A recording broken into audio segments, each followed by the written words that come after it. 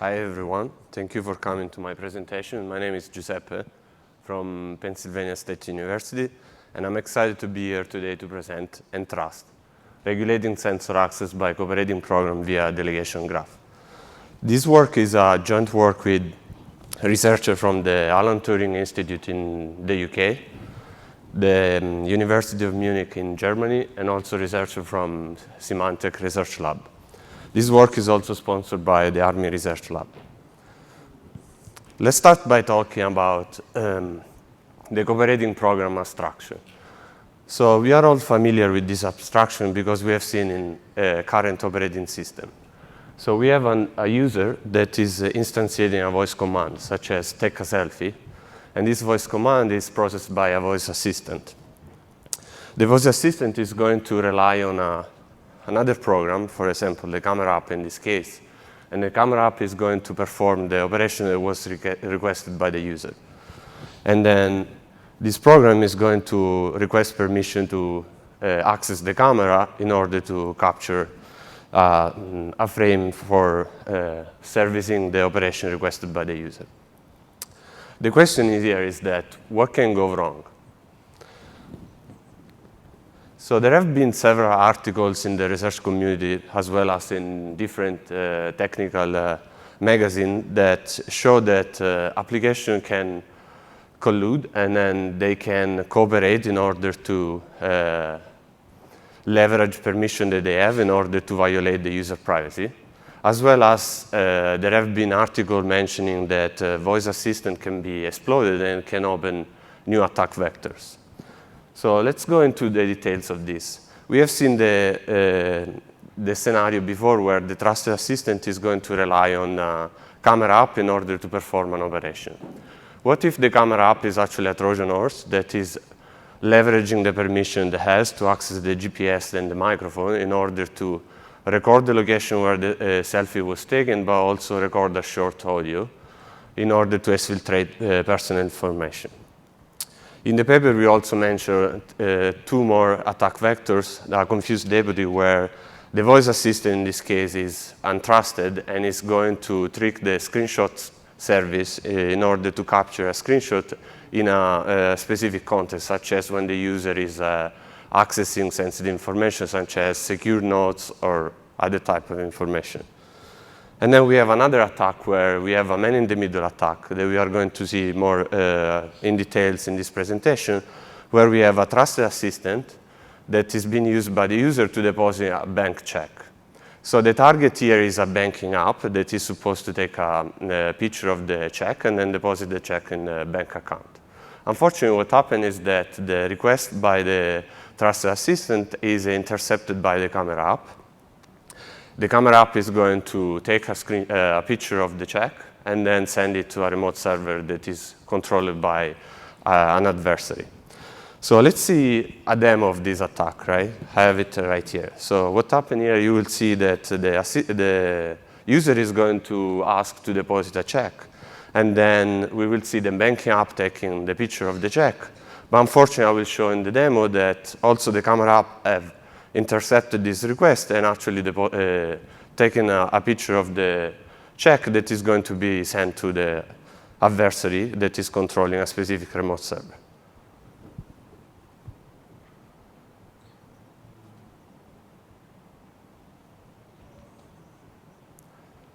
So this is the banking app, and now I'm going to open the camera app. And as you guys can see, the check is also present as a picture that was already taken by the application.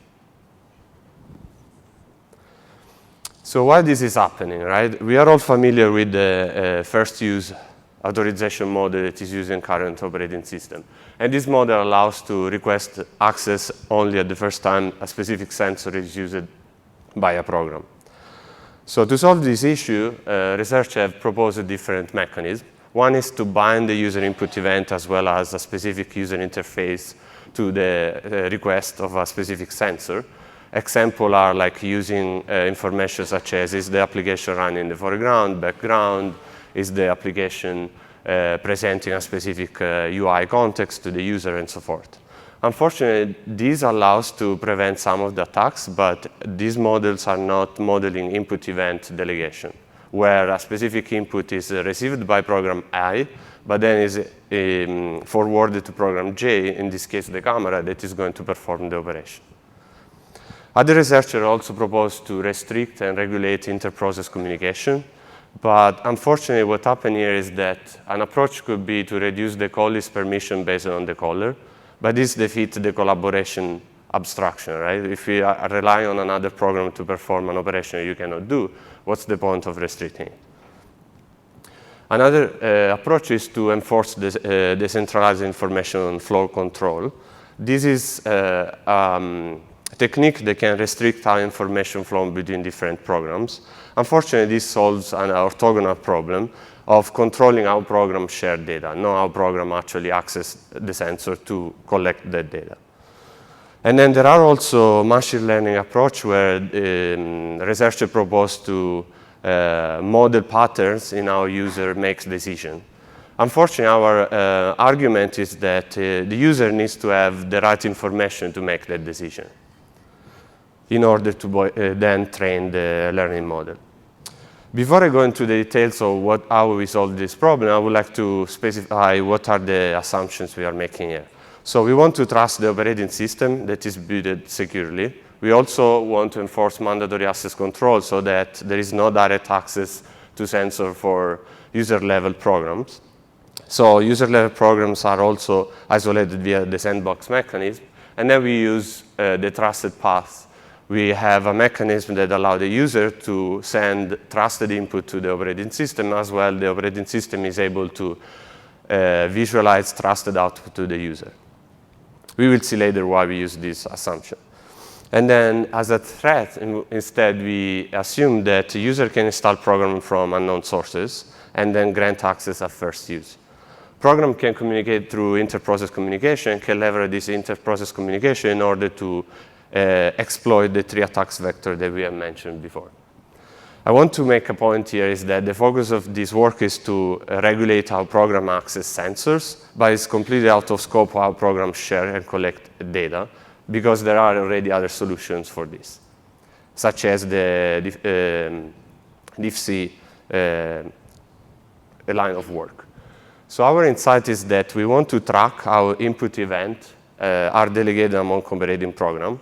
Then we want to expose the delegation information to user in order to allow the user to make informed decision about the authorization, and then allow the user to restrict specific permission for the delegated program, that is the program that is actually requesting access to the sensor. Unfortunately, there are several challenges for this approach because, first of all, we need to track the input event from the time the input event was generated to the time this input event results in an operation request to access a specific sensor. There are also ambiguities that need to be resolved because at a specific time, in a concurrent way, a specific program can receive multiple events from the user, but also multiple input events that are delegated from other programs. And another problem is that we need to allow the user to authorize the right set of permission given a specific input event. So our approach is to track input event delegation by modeling an input event as a tuple E, where we collect the context where the user input event was generated. Then we model also the source sensor, such as like the touch screen where the input event was received, and then the program target of this input event and a specific timestamp. Then we can model also how this input event is delegated through an end-of event to another program PJ. And then finally, we can also model how the program PJ is going to generate a request to access a specific destination sensor D. The result is a delegation graph. Unfortunately, there are challenges because there are different ambiguities, as I said before. What happens if there are multiple input events that target a specific program PI? And then this program PI is going to generate an end-of event. So which input event should we associate with the end-of event? Another example is what if we have multiple end-of events that target a specific program PJ, and then a request operation is going to be generated? This is hard to do, but we found out that since events are consumed faster than how they are produced, then we can queue this input event for a specific program PI, and then deliver it sequentially so that we are able to identify what input event is generated in the request or the end-of event. Another problem is that another optimization that we can do is also if an input event, if an end-of event is not caused by an input event from the user, we can discard that end-of event because it's an invalid delegation path for this specific input event so that we can identify the delegation path. So the approach here is that we can prioritize input events that are generated by end-of event that are actually derived from input event. So our approach is that once we have generated the delegation graph and then identify the delegation path, then we can model it for the user, right? And we can model it for using the natural language, where we identify the operation, the sensor, and also a specific ID for the application that is performing the operation. And then we can ask the user if the user wants that the operation is allowed or denied. So going back to the attack we have seen before, we see now that the user is going to ask to deposit a bank check, and then we are modeling the complete delegation path, and then we ask the user if this is what is expected. So we can see here a quick demo how we prevent this attack. So again, the user is asking to deposit a bank check, and then a prompt shows to the user what is actually happening. We have evaluated our approach by implementing and prototyping our system in Android OS and also tested on physical devices. But we wanted to answer a set of research questions in order to validate the validity of our approach. First of all, we wanted to measure the overhead imposed by EnTrust on user, since now users they have to explicitly authorize the delegation graph that is being constructed. To do so, we have performed a field study where we recruited 9 subjects, and we gave them loan devices where we pre-installed 10 different applications and 5 voice assistants, and they have been using it for 7 days. I can give more details later on. We also wanted to validate that EnTrust is backward compatible with the existing application. So we used the Android compatibility test suite, and we tested it against 1,000 applications that were selected among the most popular from the Google Store. And then we have also used 5 augmented reality gaming app. The reason why we selected the augmented reality gaming app is because they make heavily use of sensors, and also they are very sensitive to delays in terms of responsiveness for the user. Another thing we have done is we wanted to measure the performance implication of integrating the EnTrust mechanism in terms of generating the delegation graph and also enforcing the delegation graph. So we have created a set of micro benchmarks where we measure the overhead due to the graph construction, the graph caching, the graph enforcement, ambiguity prevention mechanism that we have seen before, but also we wanted to measure the memory requirements. How much memory do we need to store this information? Finally, what we have done, we also wanted to evaluate if EnTrust is actually effective in preventing the confused deputy, the Trojan horse, and the man-in-the-middle attacks we have seen before. To do so, we have performed a laboratory study where we have used 60 subjects that were recruited from different sources, not only students from our institute. And then we divided them in 4 groups. We have 2 groups that tested the attacks for the first use approach, so the regular Android operating system, and 2 more groups that tested our system. And then in the first group and then in the third group, we had people that were not primed, so we didn't tell them what was the purpose of our study. We just told them that we were testing some voice assistant and application. And the other 2 groups instead, both for first use and EnTrust, they were both primed user. We told them that the possible attacks were attacks were performed during the user study. So during the laboratory study, we had 3 attacks that are the 3 attacks we have seen: the confused deputy, the man-in-the-middle attack.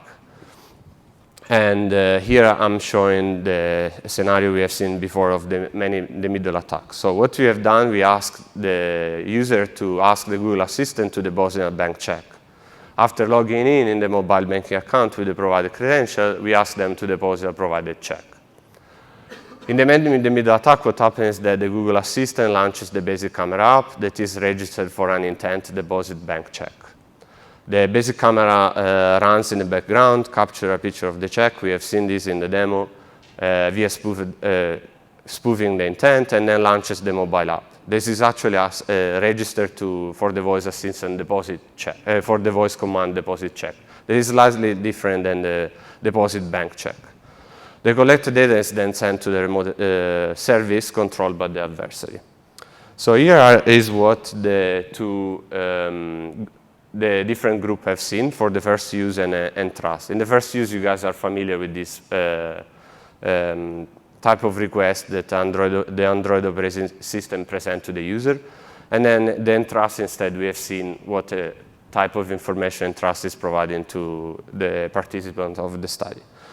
So what we found out for this specific attack is that only 47% of the users were prompt with a request for permission. This is a drawback or a pitfall for the first use. So that means that they have previously authorized this specific permission through other interaction during the study. So they have used the camera for other purposes, and they have accidentally granted permission to the application.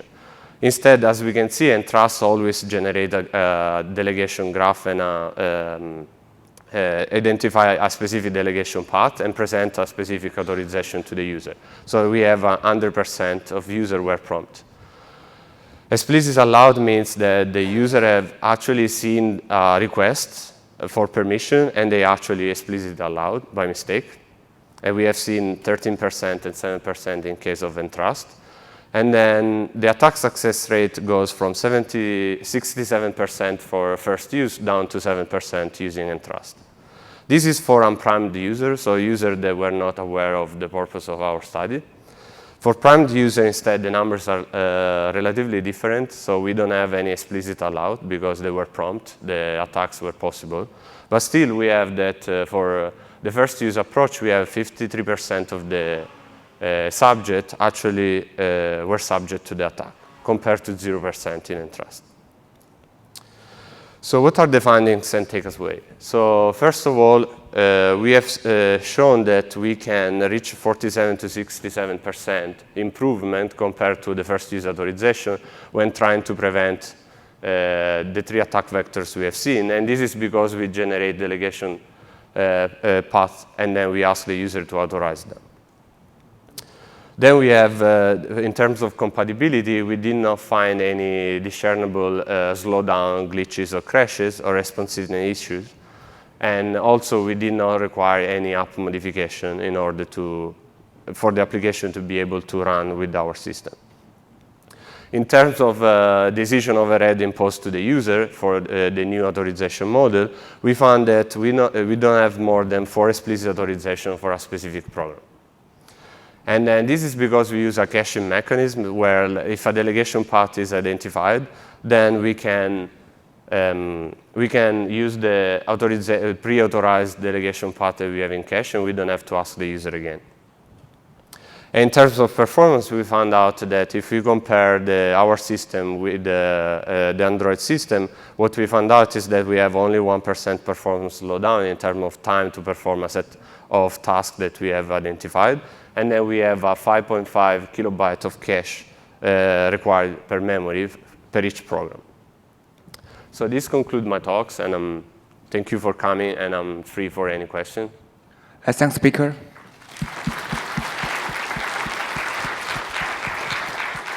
I have time for one question. Thanks for the talk. I'm just interested, did you look at the Android 10 beta and the background sensor access limitations and how they would make this harder? Unfortunately, no, but I will definitely do that. This is a little bit, this is Android 7, so Yeah. I'm a little bit behind here, but I would love to see that some of these have been implemented in Android 10. Thanks. Okay, next speaker again.